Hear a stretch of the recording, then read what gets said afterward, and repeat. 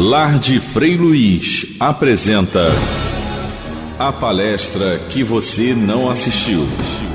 Wilson, querido presidente da casa, irmãos da direção, médiuns, trabalhadores, amigos queridos, irmãos que aqui se encontram, todos nós, nessa busca de renovação da nossa alma, através da doutrina dos Espíritos, que nos vem esclarecer tanto e reviver o cristianismo.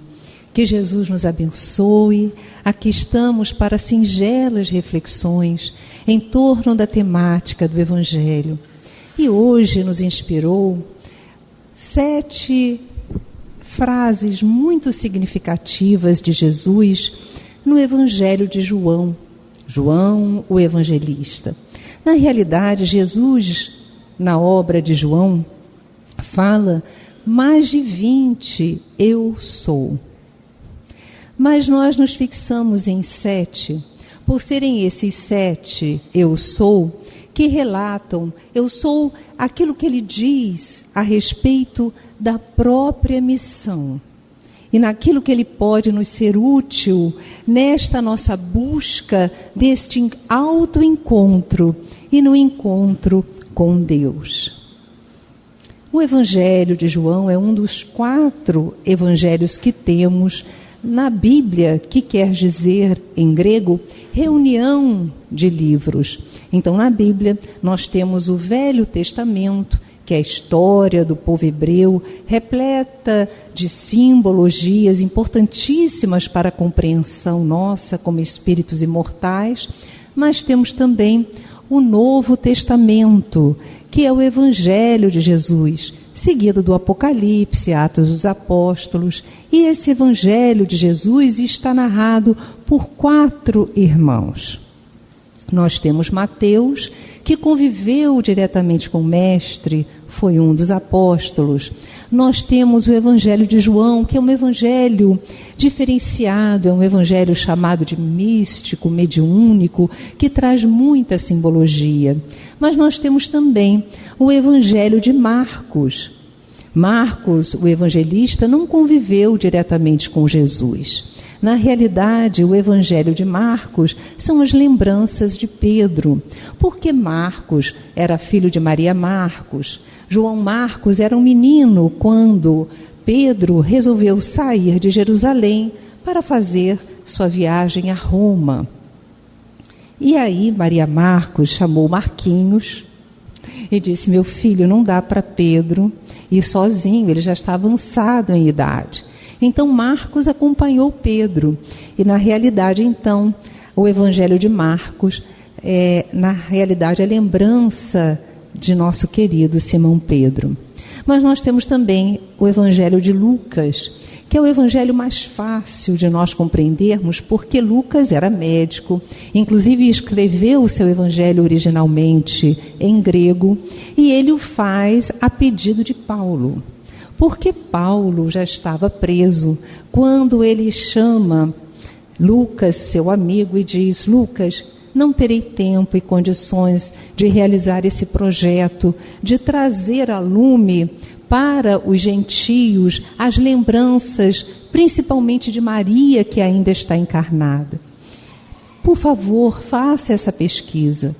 E aí Lucas fez essa pesquisa, buscou Maria, a Mãe Santíssima, que ainda estava encarnada, e não apenas Maria, mas se valeu da lembrança de muitos discípulos cujos nomes não estão contidos no Evangelho, mas que ainda traziam vivas em suas mentes as vivências que tiveram com Jesus. Então nós temos o Evangelho de Lucas, mas hoje nós vamos nos valer do Evangelho de João, esse evangelho místico, aonde nós encontramos, dentre vários, 7 eu sous muito significativos para a expansão da nossa consciência, para a nossa percepção do que Jesus representa para nós e o que Ele pode fazer a nosso favor quando nos unimos ao seu evangelho de amor. Lembramo-nos, para tanto, de um texto muito significativo de uma obra magnânima de Leon Denis, O Problema do Ser do destino e da dor. E nessa obra, Leon Denis nos fala, num capítulo referente às potências da alma, que existem em todos nós duas capas, duas cadências de fenômenos muito significativos. Nós temos o nosso mundo interior com fenômenos muito apropriados ao nosso psiquismo, mas nós vivemos também no mundo exterior. Nós não temos controle, na maior parte, do que nos acontece no mundo exterior. E nós não podemos viver como a canção que a companheira lindamente nos trouxe com sua voz magnífica. Se todos fossem iguais a você, que maravilha viver. No entanto, nós somos obrigados a conviver com irmãos de variadas personalidades, de variados temperamentos. E nós precisamos reconhecer que na vida nós não podemos dar poder a ninguém de decidir o nosso estado de espírito. Nós não podemos dizer assim às pessoas: você agora é responsável para que eu seja feliz. Mas na realidade não é bem isso que nós fazemos no nosso dia a dia. Muitas vezes acordamos radiantes de alegria, acordamos felizes para mais uma jornada na Terra.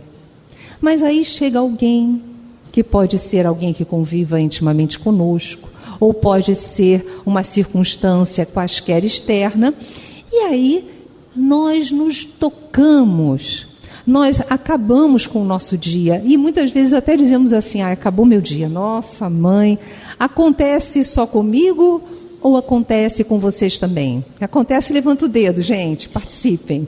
É isso mesmo? Acontecem com vocês? Então, neste Eu Sou do Cristo, nós vamos encontrar várias orientações de Jesus, porque Ele é aquele para o qual nós podemos dizer: se todos fossem iguais a você, que maravilha viver. Mas nele nós vamos encontrar esse amparo. Não podemos mais colocar nas mãos de ninguém o nosso estado de espírito. Não podemos colocar nas mãos de quaisquer circunstâncias exteriores a nossa felicidade.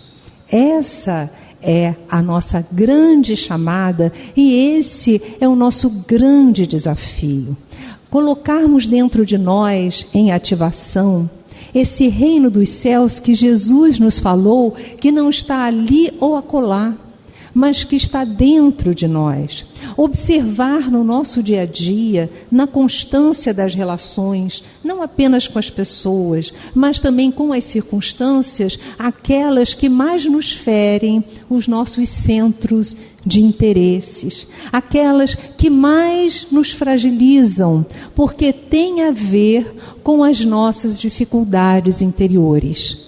Percebem que muitas coisas exteriores acontecem, muitas delas até com uma certa gravidade, mas que não nos tocam e não nos abalam, enquanto outras podem até não ser tão graves, mas que nos ferem incrivelmente. É assim com vocês também ou só comigo? Se for, levantem o dedo. Sim ou não? Então, meus irmãos, as circunstâncias que nos deixam tristes, irritados, as circunstâncias que nos deixam acabrunhados, elas têm a ver com as nossas necessidades de equilíbrio e de harmonização. Então, aquelas pessoas que nós conjugamos serem pessoas que nos atrapalham a vida, aqueles que dizem assim: meu Deus do céu, a minha mãe fez isso, o meu pai fez aquilo, a minha esposa é assim, o meu esposo é assim, o vizinho do lado, o meu filho, a minha filha, o meu patrão, as circunstâncias exteriores estão me amargurando. Na realidade, nós precisamos todos, na tarefa de hoje que nós nos propomos, observar que não são as circunstâncias externas. O que nos acabrunha é porque elas, de alguma maneira, funcionam como anzóis, que puxam do nosso lado interno as nossas angústias e colocam para fora as nossas fragilidades. Então, se eu me acabrunho com uma falta de comportamento do outro, eu tenho que pensar assim: o que me evidencia essa minha angústia, essa minha tristeza? É claro que a tristeza acontece. Acontece a tristeza, acontece a irritação. É natural do ser humano. E cada uma das emoções, elas têm um objetivo. No entanto, quando elas se tornam cronificadas, quando elas realmente nos impedem de nos sentirmos em equilíbrio, é porque nós estamos diante de uma fragilidade interna. Então, esses companheiros ou as circunstâncias da vida nos servem como educadores, expondo para nós a fragilidade que trazemos no nosso mundo interior. Então, vamos caminhar agora nos 7 Eu Sou de Jesus. E olha, é muito significativo nós pensarmos o seguinte: quando Jesus utiliza esse termo, essa expressão, eu sou, ele utiliza uma expressão muito significativa para a cultura judaica. Ele nos remete ao Êxodo. O que foi o Êxodo? No Êxodo, o povo hebreu foi liberto do jugo da escravidão do povo egípcio. Então o povo hebreu, conduzido por Moisés, vai em busca da terra prometida. A palavra Egito, na linguagem utilizada pelo Cristo, quer dizer estreiteza. Egito quer dizer estreiteza, falta de largura, limitação. Então, se nós formos analisar sob o ponto de vista semântico e também dando ilações à filosofia, a busca do povo hebreu, na realidade, era uma saída da estreiteza para a terra da promissão, ou seja, para a expansão da consciência. E não é à toa que eles ficaram 40 anos vagando pelo deserto, porque é uma caminhada que nós precisamos ter. Então, quando Jesus coloca esse termo, eu sou, ele se refere lá ao Êxodo, quando Moisés, de forma simbólica, recebendo os 10 mandamentos, recebe também de Deus o seu nome. Eu sou o que sou. E isso nos fala da eternidade e da completude. Todos nós que estamos encarnados na Terra, somos seres em experiências primárias de evolução. Então, nós necessitamos de dicotomias, nós necessitamos de opostos, nós precisamos vivenciar situações escuras para entendermos o brilho, para entendermos a luz, o bem para entendermos o mal para entendermos o bem. Então, nós necessitamos, para que a nossa consciência perceba as situações, nós precisamos de opostos. Mas haverá um momento no qual isso não mais será necessário. Então, quando se diz eu sou o que sou, dá a sensação de plenitude, de eternidade, de perfeição, de equilíbrio. E isso tudo nós estamos em trânsito, mas chegaremos, conforme nos fala Allan Kardec, no item 100 do Livro dos Espíritos. Nós chegaremos, quando ele analisa as várias classes de espíritos, nós chegaremos a ser espíritos puros. Então nos fala Jesus: eu sou o pão da vida. O que vem a mim jamais terá fome. Eu sou o pão vivo que veio do céu, que desceu do céu. Se alguém dele comer, viverá eternamente. eternamente. Então já se vê que Jesus estava fazendo algo, nos falando algo representativo. Ele não está se colocando como o pão comum que nós comemos, porque ele nos diz que quem comer desse pão que ele nos veio trazer, jamais terá fome. Que pão é esse que o Cristo nos trouxe? Porque é necessário nós integrarmos em nós, ou seja, comermos esse pão, para que realmente sejamos felizes, vivamos eternamente e não nos sintamos famintos. Esse pão, na realidade, são as energias divinas que nós aprendemos a acessar com o seu Evangelho. Porque o Evangelho de Jesus, na realidade, são as leis de Deus. Ele veio vivê-las e ensinar-nos a vivê-las também. Então não basta apenas conhecer o seu Evangelho. É preciso sabê-lo. E do conhecimento simples para a sabedoria, há um caminho a ser percorrido. E esse caminho é colocarmos em prática essas lições. Então não basta nós termos a ilustração. Não basta que de mente nós reconheçamos o Evangelho.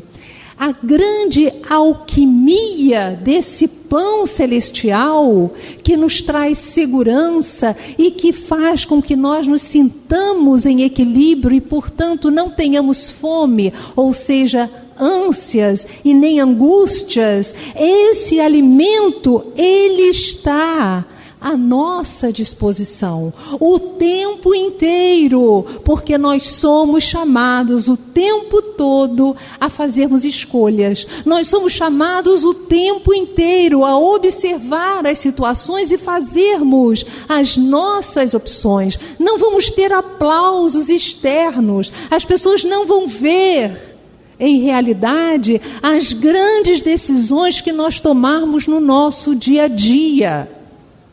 Ninguém vai ver. E muitas vezes os que veem podem nos criticar. Porque muitas vezes são opções que ferem a cultura. Vejamos o que aconteceu com Saulo, quando ele encontra Jesus às portas de Damasco. Ele que ia fazer a perseguição dos cristãos e que vê Jesus cai do cavalo e ali Jesus diz: não recalcitres contra os aguilhões, ou seja, não brigue contra essa realidade. A eternidade está aí, buscando por você. O amor te busca, não briga e não foge dele. Mas essa fala de Jesus a Saulo, que depois se transforma em Paulo, é a fala do Cristo para todos nós. Vêm as angústias. E Jesus nos fala que todos nós que aqui estamos na terra teremos aflições. Então nós passamos por períodos de maiores amenidades, mas passamos por períodos nos quais vêm os testes. Quando Saulo faz as suas próprias escolhas, ele é expulso do sinédrio. Quando Paulo faz as suas escolhas, ele é expulso da sua casa por seu pai. E ele teve que abrir mão de muitas coisas, mas não abriu mão de seguir o Cristo e de chegar a um ponto que dizer: já não sou mais eu quem vive, mas o Cristo que vive em mim. Isso é comer o pão da vida. Mas Jesus não fica por aí, ele prossegue.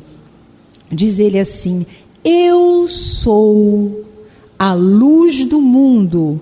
Quem me segue não andará em trevas, pelo contrário, terá a luz da vida. É simples nós sentirmos a importância da presença da luz, a luz que nós temos. Vamos imaginar que tivéssemos que sair daqui sem esbarrarmos uns nos outros, com tudo fechado e sem uma réstia de luz. Como seria? Nós acabaríamos caindo, nós acabaríamos resvalando uns nos outros, nas coisas, quebraríamos, não é isso não? Sim ou não? Então, em realidade, quando Jesus se coloca como luz, Ele quer nos dizer que nos auxilia nessa expansão da consciência, da percepção da realidade da nossa experiência no mundo. Que se antes nós fazíamos uma perfeita integração com o corpo, ou seja, eu sou o corpo, a partir da vinda do Cristo, nós já nos percebemos como espíritos imortais. E podemos nos referir também a Allan Kardec, que nos fala logo na introdução do Livro dos Espíritos, no item 3, que nós somos seres trinos. Olha bem, nós somos seres trinos.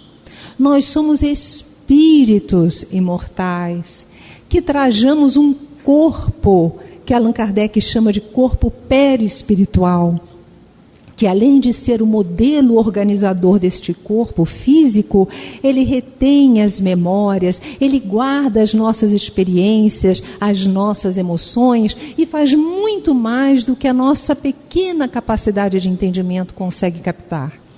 E ele prossegue conosco após o fenômeno da desencarnação. Mas nós não somos apenas um espírito que traja um corpo perispiritual, nós estamos enraizados em um corpo físico que funciona como um mata-borrão, que suga as nossas necessidades, as nossas fragilidades e nos auxilia em nossa romagem terrena. Então, meus irmãos, a doença, ela deixa de ter uma expressão de horror na nossa vida. A doença, segundo a ótica espírita, passa a ser um caminho para a aquisição da saúde integral. E ela nos chega em virtude de desalinhamentos no nosso mundo íntimo. Então, as nossas necessidades kármicas, geradas pelo desalinhamento com as leis divinas, elas acabam se expressando no nosso corpo perispiritual e, posteriormente, acabam se expressando no nosso corpo físico. Então, doença não é castigo, doença é caminho para o nosso realinhamento. Então, Jesus, quando nos diz e se coloca como a luz do mundo, ele não fala da luz física, mas ele fala dessa candeia que ele abre de dentro para fora, que nos ilumina e que nos faz perceber que somos mais do que o corpo físico. A grande questão é que nós acabamos muito afeiçoados quando encarnamos, nós acabamos muito identificados com a matéria. Então nós nos achamos o corpo físico.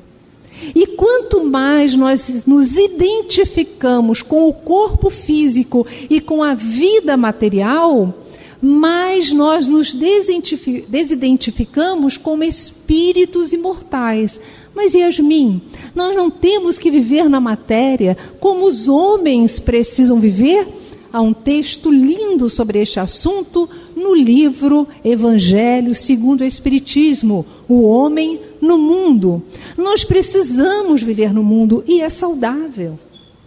Nós precisamos nos render às necessidades que temos no corpo. Mas que essa atividade na Terra não nos tire da realidade insofismável de que mais cedo ou mais tarde nós estaremos de regresso à pátria espiritual. Eu vim da livraria. Fui na livraria aqui do Frei Luís, que, aliás, gente, é uma perdição. Que local maravilhoso, né? É um dos lugares fantásticos. Aliás, todos os lugares aqui são maravilhosos. E aí, há uma obra cujo título achei muito interessante. Morri. E agora? Lar de Frei Luís está apresentando a palestra que você não assistiu.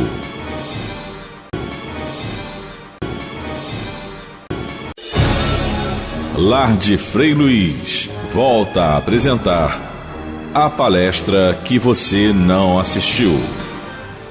Essa é uma questão que não nos cala, porque isso vai acontecer mais cedo ou mais tarde com cada um de nós. E aí, nós vamos fazer o quê? Gente, olha só, eu vou fazer uma revelação. Todos aqueles que foram curados por Jesus, e até Lázaro, que retornou ao corpo físico, porque certamente não estava totalmente rompido o cordão, eles morreram. Até eles que foram curados. E o que é a morte, gente? O que é a morte que não a renovação? Morte quer dizer renovação. Nós vamos reingressar à pátria espiritual. Então nós precisamos viver no mundo, atendendo às necessidades, mas precisamos identificar que cada processo educativo traz o seu quinhão de desafios e de dor, por que não dizer? O que ocorre conosco, segundo o livro dos mortos tibetano, o Bardo Thodol, é que nós, no processo educativo que a dor e o desafio nos traz, nós nos fixamos na dor, nós nos fixamos no sofrimento, nós nos fixamos no desafio e não no aprendizado que ele nos trouxe. Só que não existe aprendizado na Terra sem desafio.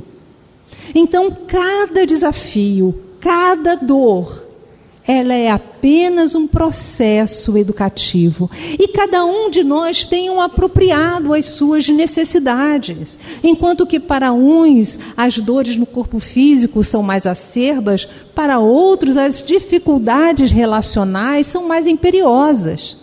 Enquanto para uns a questão do desafio profissional é algo angustiante, para outros, na realidade, a grande questão desafiadora é lidar com as suas angústias, que brotam muitas vezes espontâneas do seu mundo interior.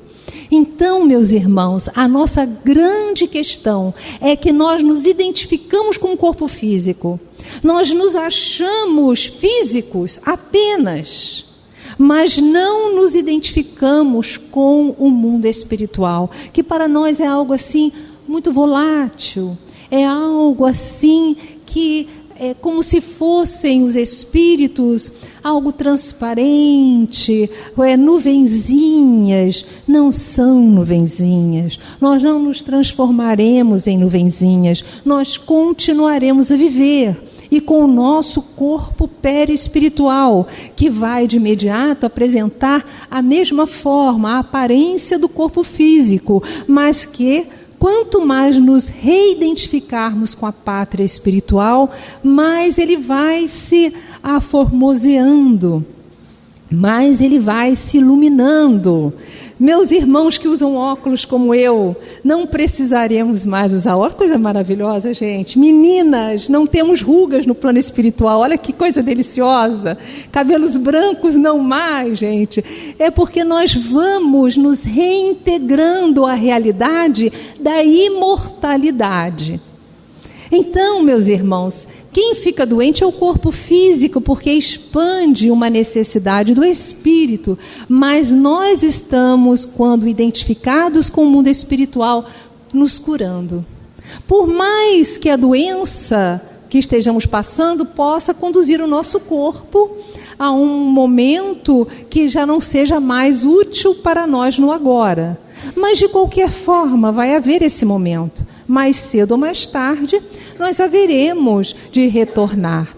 E aí nos fala Platão, que quanto mais nós vivermos na inconsciência do que realmente somos, de que somos espíritos imortais, mais essa inconsciência vai nos acharcar no mundo espiritual, necessitando de períodos muitas vezes longos, para que nós nos retomemos como individualidades. Olha que coisa! meus irmãos. E essa é uma realidade que nós vemos o tempo inteiro. Companheiros na mesa mediúnica que não sabem que desencarnaram, que ainda se sentem invadidos pelas dores que os levaram à desencarnação, que mal compreendem o plano espiritual e ficam perturbados. Allan Kardec fala dessa perturbação. Alguém aqui quer ficar perturbado muito tempo quando voltar para a pátria espiritual? Todo mundo quer ficar perturbado, sim ou não? Gente, falem com mais vigor, sim ou não? Graças a Deus, ninguém quer ficar perturbado. Mas quando nós retornamos para a pátria espiritual, há uma espécie de perturbaçãozinha. Vocês querem saber? Querem que eu fale? Eu pulo essa parte. Falo ou não falo? Então eu vou contar para vocês. Eu estava fazendo uma palestra e ao meu lado tinha uma senhora, presidente de uma casa espírita com 100 anos, absolutamente lúcida, porque é absolutamente identificada consigo mesma como espírito imortal. E aí ela disse assim: Yasmin, eu estava conduzindo um seminário sobre a morte. Ela disse: eu perguntei para o Chico, morrer dói? Eu estou com uma dor, estou com medo, Chico, de desencarnar e doer, porque eu levei uma vida que eu quase não senti dor, então eu queria honrar essa vida de quase não dor, desencarnando sem dor. Me conta, pode abrir o jogo comigo, Chico, morrer dói? Vocês querem saber o que o Chico falou ou eu pulo? Vamos voltar para o eu sou? Fala ou não? Ah, então tá bom. É só para ver se vocês estão dormindo ou não. Então, ele falou assim para ela: dor propriamente não, mas você imagina o seguinte: você está com um escafandro, aquela roupa, né, de mergulho, a não sei quantos 1000 pés dentro do oceano. Porque é mais ou menos assim quando nós estamos na matéria. A gente nem sente o peso do ar sobre nós e das gotículas de água, mas nós estamos numa profundidade. Agora imagina que você, ou esse mergulhador, tem que subir rapidamente. Quando ele chega na atmosfera, livre, leve, ele sente uma diferença de pressão. Então a mesma coisa, ele usou isso como uma metáfora. A mesma coisa nós, tendo a consciência muito obliterada pelo corpo. Isso tem uma função, tá, gente? Essa consciência obliterada é para nos dar foco dentro daquilo que nós precisamos evoluir e aprender. Mas então, imagina você retido, o espírito detido num corpo físico que agora dele se liberta. Então, nós nos ressentimos inicialmente. Até porque o perispírito, ele tem um outro ritmo, diferenciado do ritmo do corpo físico. Então, há um período que nós precisamos levar para nos reabilitarmos dessa reentrada no plano espiritual. E olha que nós treinamos todo dia pelo fenômeno do sono. O sono é uma emancipação da alma, como bem nos falam os benfeitores no Livro dos Espíritos. Quem quiser vai lá, lê o sono, sonhos. Então nós nos emancipamos, mas não totalmente. Ainda estamos ligados ao corpo físico, que nos oferece como se fosse uma obstrução, uma limitação nas nossas percepções. Então, meus irmãos, quanto mais estivermos identificados apenas com a vida na matéria, mais essa perturbação se prolongará. Tem irmãos que chegam na mesa mediúnica que nós não temos condições de dizer: meu irmão, o senhor já está no plano espiritual, ele vai sair correndo, vai passar mal, né? Porque todas as cartas, tudo que tem significado para ele ou para ela, está no plano físico. Então nós precisamos começar a perceber a nossa realidade como espíritos imortais. Tudo bem? Podemos prosseguir? Vou ou não vou? Bora lá. Então diz-nos Jesus: eu sou a porta das ovelhas. Eu sou a porta. Se alguém entrar por mim, será salvo. Entrará e sairá e achará pastagens. O que é isso, ser a porta? O que é uma porta, meus irmãos? Observemos a porta onde está aquela querida irmã ali. O que é aquela porta? É um espaço entre dois locais. Então, quando Jesus se coloca como a porta, é como se ele fosse um grande campo espiritual e que através da sua presença em nossas vidas, nós possamos ultrapassar essa porta para um lugar de pastagens. Para aquele povo, isso significa um lugar onde haverá formas de sobrevivência, onde haverá paz, onde haverá segurança. Eis a porta. E nós temos, no mínimo, 3 portas dentro de nós. É interessante pensarmos nisso quando Jesus ele nos fala que há muitas moradas na casa de meu Pai. Lá no livro No Mundo Maior, no capítulo 3, o instrutor fala, André Luiz, que o nosso próprio cérebro funciona como 3 moradas. Na realidade, ele fala isso na década de 40, e 40 anos depois, o Dr. Paul MacLean nos fala a mesma coisa, esse cientista do psiquismo humano. Ele nos diz que nosso cérebro é triuno, é um cérebro só, mas com funções especiais. Então, nós temos a área dos impulsos, a área dos instintos, que são conquistas maravilhosas que temos, mas que nós deveremos observar para não sermos conduzidos apenas pelos impulsos. Mas nós temos uma área mais ligada à intelectualidade e à emoção. E nós temos a área nobre, que são os lobos pré-frontais das expressões superiores. Então, há irmãos que na vida, por estarem totalmente e só e apenas identificados com a vida material, ou seja, acreditam que nasceram para ter sexo, para comer, para beber e para dormir e trabalhar para conseguir as coisas materiais. Essa é a função. Cumprir isso. Quase que como uma ameba, no sentido de que a ameba faz isso também, cumpre as suas funções. E não pensa, não raciocina, não se eleva acima das questões materiais. Então, tem pessoas que vivem assim. Outras já buscam algo e algumas já desejam perceber o que existe após a morte, como se comportar na vida, já sentem vibrar em seus corações o desejo da caridade, já desejam viver integrando o Evangelho de Jesus nessa luta, porque não somos perfeitos.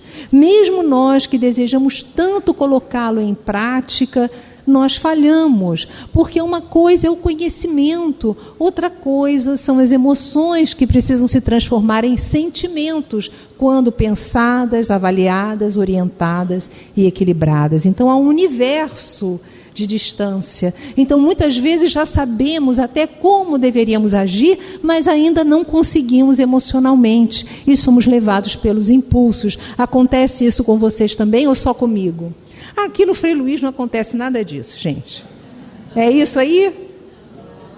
Então, tá bom. Então, muitas vezes nós somos levados pelo impulso e depois de, puxa, podia ter feito de maneira diferente. Mas já sabemos, já temos noção. Isso já é um grande caminho andado. E os benfeitores espirituais nos explicam aqui no Livro dos Espíritos que fomos todos, até os anjos, criados simples e ignorantes. Não existe uma casta angelical criada por Deus. Na realidade, todos nascemos iguais, com idênticas oportunidades de crescimento. E nós vamos integrando o reino dos céus em nós na medida das nossas escolhas. Então, os anjos são aqueles que já conseguiram galgar esse patamar. Muitos deles espíritos imensamente antigos, porque Deus, que vive na eternidade, sempre criou. E continua aí no Evangelho de João: eu sou o bom pastor. O bom pastor dá a vida pelas ovelhas. Eu sou o bom pastor, eu conheço as minhas ovelhas e elas me conhecem a mim. O que ele diz aí? Fala-nos aqui, Jesus, do infinito amor que ele tem por nós. Ele dá e deu a vida para nos chamar a atenção com relação aos seus ensinamentos, porque sabia que naquele momento, e para que os seus ensinamentos ficassem nos registros da posteridade, haveria necessidade de ele dar ele próprio, o seu próprio corpo, como testemunho daquilo que ele nos veio trazer, das leis de Deus e da confiança que nele nós precisamos depositar. Então Jesus, como puro Espírito, conhece a cada um de nós.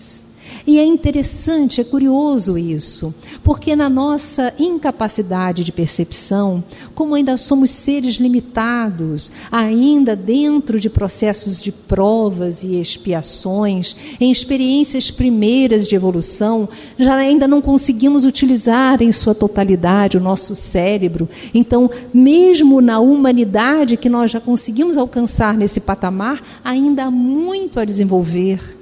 Ainda há muito para conquistarmos como seres humanos, ainda mais como seres angelicais. Então, para nós é muito difícil conceber um ser que consiga nos agasalhar, nos acolher no momento que nós o buscamos de forma individualizada. Mas essa é uma potência desenvolvida pelos puros espíritos. Eles podem realizar isso. Então Jesus é uma presença constante na nossa vida. E a distância entre ele e nós é de uma oração. Ou seja, é de um processo de concentração.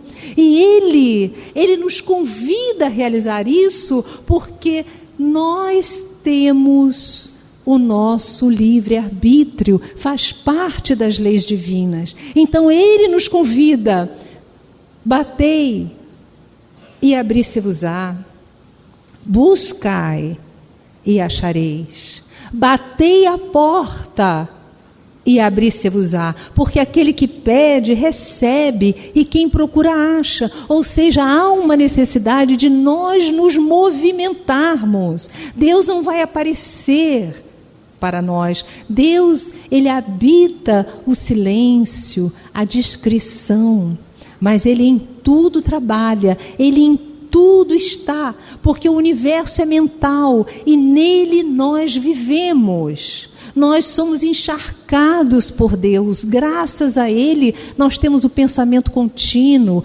graças a ele nós conseguimos ter autopercepção.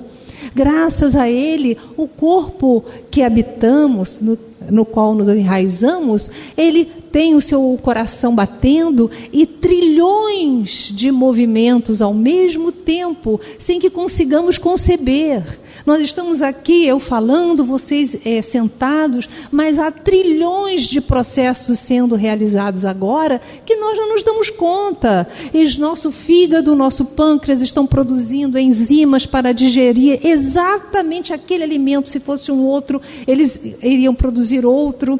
Nós temos dentro da nossa corrente sanguínea elementos bioquímicos que estão em trabalho constante. Enfim, quem sabe alguma coisa? Nós ocupamos um corpo desde criança e não sabemos como ele funciona. Nós não temos nenhum conhecimento de como se dá os movimentos de sístole e diástole do nosso coração, os movimentos peristálticos. Nós não temos condições de compreender as diferenças neuronais, os elementos bioquímicos aqui formados. Nós temos diante de nós agora, eu virei o nosso Paulo César Frutuoso, esse médico, esse dedicado pesquisador e professor. Mas não é isso, professor querido. Mesmo o senhor não sabe que tem ainda muito a conquistar? Não é assim? Então, quanto mais nós, meus queridos, nós temos tão pouca consciência do próprio corpo em que habitamos, da nossa própria vida. E isso eu não digo para nos desestimular. Isso eu digo para que compreendamos que há uma inteligência perfeita que nos guia. Nós temos os benfeitores espirituais que nos amparam. Eu cheguei aqui na casa de Frei Luiz, pedi um atendimento e fui para a maca. Eu estava há dias com uma dor, porque eu tenho um probleminha, e estava há dias com uma dor bem aqui. E aí eu em oração, parece que tudo sumiu ali na maca, e eu percebi as entidades trabalhando, tão luminosas, e uma delas veio e colocou uma flor feita em pétalas de luz, uma flor lilás. Ela colocou bem aqui. E as pétalas se movimentavam. E à medida que aquelas pétalas se movimentavam, a dor foi indo embora. A dor foi sumindo. E aqui está a florzinha, que eu não mereço, mas eles deram, né? E eu estou aqui. Mas aí me veio, busque manter essa energia. Porque quantas vezes nós recebemos, meus amigos queridos, e deixamos pelas irritações da caminhada as coisas irem embora, envenenamos as energias divinas que os benfeitores nos trazem. Ah, Yasmin, então eu não posso sentir irritação? Ah, Yasmin, então eu não posso ter um mau pensamento? Ah, Yasmin, eu não posso então falar algo que... Não é isso não. O que é então? É observar a emoção quando ela vem. Essa é a grande questão. Daniel Goleman, no seu livro Inteligência Emocional, ele fala exatamente disso. Observe a emoção quando ela chega. Se quando a emoção chegar, nós conseguirmos identificá-la, nós podemos mergulhar nela ou não. Então eu posso sentir irritação, mas ter pensamentos que possam me antepor a um desequilíbrio. Eu posso sentir tristeza, mas buscar pela oração, buscar pela atividade no bem, uma energia que anteponha. E isso não fará com que eu desmantele as energias de luz que os benfeitores me dão. Eu sou a ressurreição e a vida. Quem crê em mim não morrerá. Já terminou, gente? Eu ainda tenho 5 minutos. Acabou ou ainda tenho tempo, Wilson? 5? Ainda tenho 5. Vocês topam? Vão comigo? Vocês conseguem? Vocês vão viver, vocês vão sobreviver, até porque a morte não existe. Então vamos lá. Ele fala da ressurreição. E essa fala do Cristo é muito significativa, porque quem anda com Ele tem a vida. Ele nos diz, deixai aos mortos o cuidado de enterrar seus mortos. Quem são esses mortos que ainda podem enterrar os outros? São aqueles que vivem tão somente com relação à matéria. São aqueles que não se percebem espíritos imortais e que não buscam essa transmutação energética durante a vida.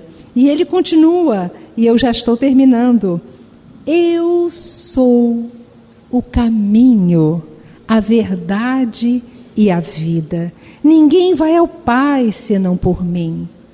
Eu sou a videira verdadeira, e meu Pai é o agricultor. Eu sou a videira, vós os ramos. Quem permanece em mim e eu nele, esse dá muito fruto, porque sem mim nada podeis fazer. Então nós temos esse convite sublime, esse caminho que está à nossa frente. E o caminho de Jesus é um caminho repleto de desafios, mas é um fardo leve, como ele nos falou. Por que é leve? Porque quando confiamos nele, nós depositamos a nossa ansiedade nele. Quando confiamos nele, nós depositamos a nossa depressão nele também. E nós buscamos nele o sentido da nossa existência.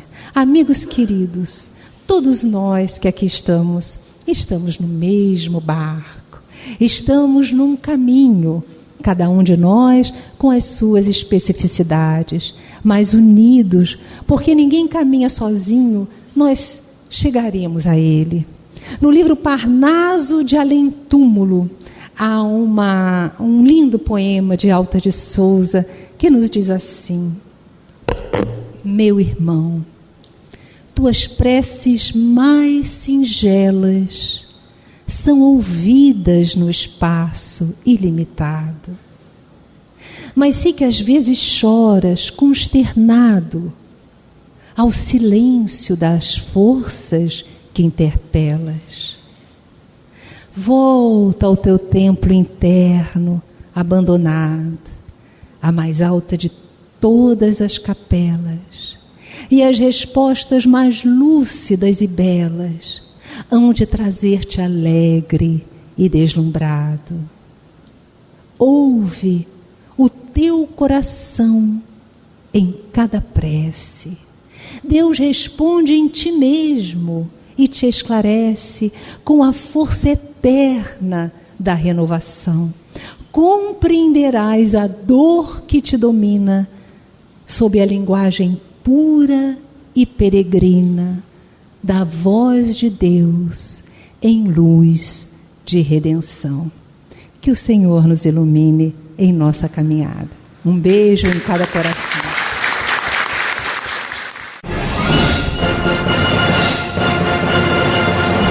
Lar de Frei Luiz apresentou a palestra que você não assistiu.